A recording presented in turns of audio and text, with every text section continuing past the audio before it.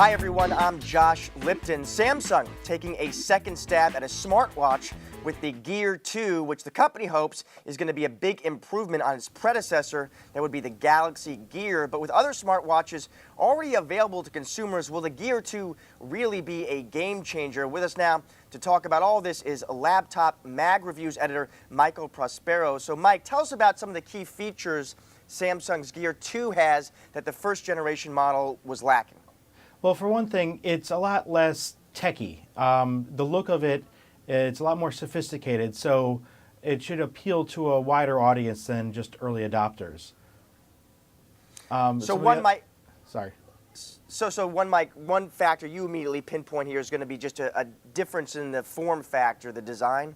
Exactly. With the first Gear, there was a big sort of bulbous camera on the band itself, and now that's been incorporated into the top part of the watch, so it looks a lot more stylish.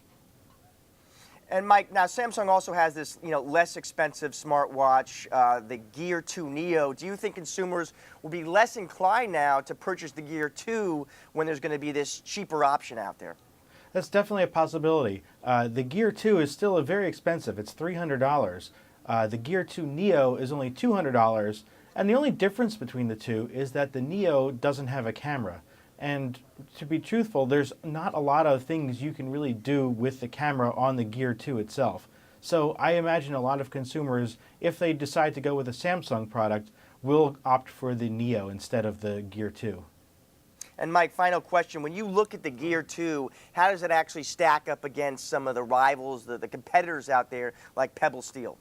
Well, it certainly looks very attractive. It's got a great screen, but the one thing that it's still missing, and it was missing from the first generation Gear, is apps. The Pebble has more than 1,000 apps in its app store that you can use on the watch, whereas the Gear 2 only has about 90.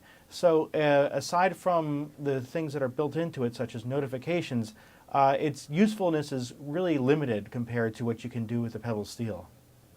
All right, we'll see. Mike, thank you, sir, for joining us today. And thank you for watching. I'm Josh Lipton.